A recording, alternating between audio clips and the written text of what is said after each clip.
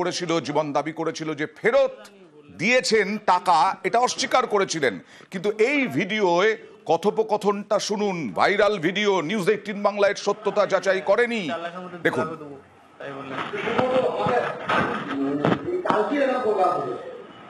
আপনি বললেন 4 লাখের মধ্যে 2 লাখ দেবো, তাই বললেন।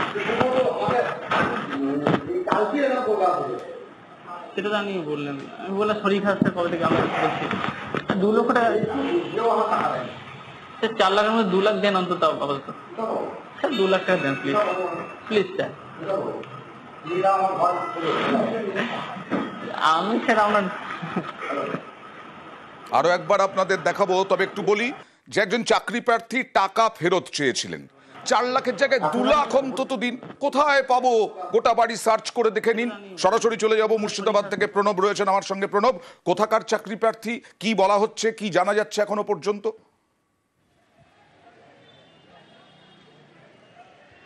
দেখো, যেটা জানা যাচ্ছে যে বীরভূমের ময়ূরেশ্বরে তার এই বাড়ি এই যুবকের, এবং সে 4 লক্ষ টাকা দিয়েছিল, তার মধ্যে সে অন্তত পক্ষে 2 লক্ষ টাকা কিন্তু সে ফেরত চাইছে। আচ্ছা। এবং যেমন করে হোক তাকে 2 লক্ষ টাকা দেয়া হোক, কিন্তু জীবনকৃষ্ণ তাকে দিতে অস্বীকার, যে টাকা নেই, পরে এসো বলে কিন্তু কাটিয়ে দিচ্ছে এবং বলছে বাড়ি সার্চ করে নাও, তবু তুমি টাকা পাবা না। এই ধরনের ঘটনা কিন্তু এর আগেও, যখন তাকে সিবিআই গ্রেপ্তার করে তার আগেও তো তোমার এই ধরনের ভিডিও কিন্তু ভাইরাল হয়েছে, এবং বিভিন্ন জনের সঙ্গে কল রেকর্ডও ভাইরাল হয়েছে, এবং বিভিন্ন জনের কাছ থেকে কিন্তু এইভাবে চাকরি দেওয়ার নাম করে সে লক্ষ লক্ষ টাকা কিন্তু তুলেছে, এবং কাউকে তোমার ফেরত দিয়েছে, কিছু সামান্য টাকা ফেরত দিয়েছে, কাউকে দেয়নি। এবং এইভাবে প্রতিদিনই কিন্তু এলাকাবাসীরা জানাচ্ছে তার বাড়িতে ভিড় করতো চাকরি প্রার্থীরা, এবং যেহেতু সে তোমার শাসক দলের বিধায়ক ছিল, তাকে কিন্তু খুব একটা জোর করতে পারতেন না চাকরি প্রার্থীরা, তাহলেই কিন্তু ভয় দেখা যাক চাকরি প্রার্থী একজন টাকা ফেরত চাইছেন। 4 লাখের জায়গায় 2 লাখ অন্তত দিন, কিন্তু দিতে অস্বীকার জীবনকৃষ্ণ ঘোষের। আবার বলছি, নিউজ 18 বাংলা এই ভিডিওর সত্যতা যাচাই করেনি, একবার দেখে নিন। আপনি বললেন 4 লাখের মধ্যে 2 লাখ দেবো, তাই বললেন। সেটা তো আমি বললেন, আমি বললাম শরীর খারাপ কবে থেকে আমি বলছি 2 লক্ষ টাকা, 4 লাখের মধ্যে 2 লাখ দেন অন্তত আপাতত। স্যার 2 লাখ টাকা দেন প্লিজ, প্লিজ স্যার। আমি স্যার আপনার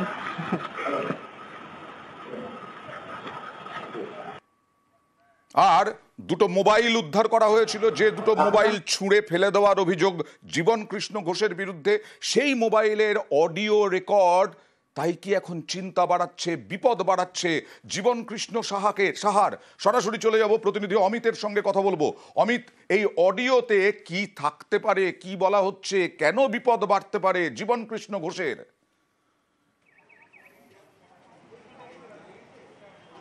যে চাকরি প্রার্থীরা চাকরি পাবার আশাতে জীবনকৃষ্ণ সাহাকে টাকা দিয়েছিলেন, তারাই যখন তাকে ফোন করে সেই টাকা ফেরত চাইতেন, সেই সময় চাকরি প্রার্থীদের একাংশরা অভিযোগ করেছিলেন বা সিবিআইকেও তারা জানিয়েছিলেন যে তাদেরকে হুমকি দেওয়া হয়েছে জীবনের তরফে। কী ধরনের সেই অডিও রেকর্ড রয়েছে তাতে স্পষ্টত জীবন হুমকি দিতেন যে ভুয়ো মামলায় বা মিথ্যা মামলায় ফাঁসিয়ে পুলিশের কাছে তুলে দেওয়া হবে। সিবিআই 2023 সালে যখন জীবনকে গ্রেপ্তার করেছেন, তখনই যে দুটো মোবাইল জলে ফেলে দেওয়া হয়েছিল, সেই মোবাইল থেকে উদ্ধার হওয়া প্রায় 108টি অডিও রেকর্ড, যা ফরেন্সিক বিশেষজ্ঞরা উদ্ধার করেছেন সে মোবাইল থেকে, এবং হোয়াটসঅ্যাপ চ্যাট টেক্সট মেসেজ উদ্ধার করা হয়েছিল, রিটুইট করা হয়েছিল। সেখান থেকে এই ধরনের হুমকি ফোনের তথ্য কিন্তু সামনে এসেছে। সেক্ষেত্রে জীবনের ফোনেই এই অডিওগুলো ছিল, এবং জীবনের ফোনেই কারিত অডিওগুলো রেকর্ড হয়েছিল।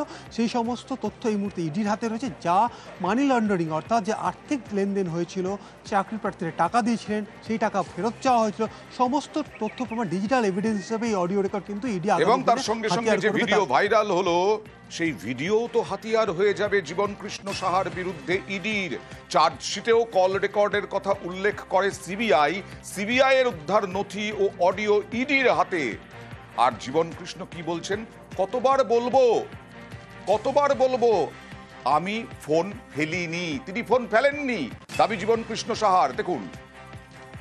আপনি মোবাইল কেন ফেললেন? মোবাইল ফেলিনি, কতবার বলবো মোবাইল ফেলিনি। দাদা মোবাইল কেন ছুড়লেন? আপনি মোবাইল কেন ফেললেন? মোবাইল ফেলিনি, কতবার বলবো মোবাইল ফেলিনি। দাদা মোবাইল কেন ছুড়লেন? খুব বিরক্ত, মোবাইল ফেললেন কেন এই প্রশ্নে তিনি বললেন কতবার বলবো মোবাইল ফোন ফেলিনি। আর জীবন কৃষ্ণ সাহার পিসিকে তলব করেছিল ইডি, আমরা দেখিয়েছিলাম মায়ারানী সাহা কাউন্সিলর, তাকে তলব করা হয়েছিল। কিন্তু আজকে জীবন কৃষ্ণ সাহা তিনি একেবারে উড়িয়ে দিলেন, বললেন পিসির নামে সম্পত্তি কেনেননি।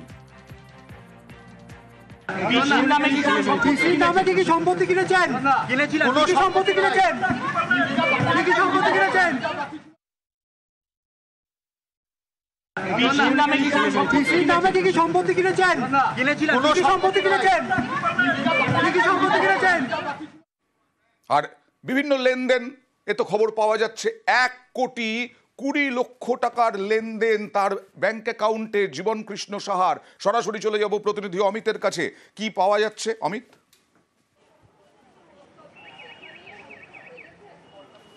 দেখো, একাধিক টাকার লেনদেন তার অ্যাকাউন্ট থেকে হয়েছিল, তথ্য বারবার সামনে আসছিল।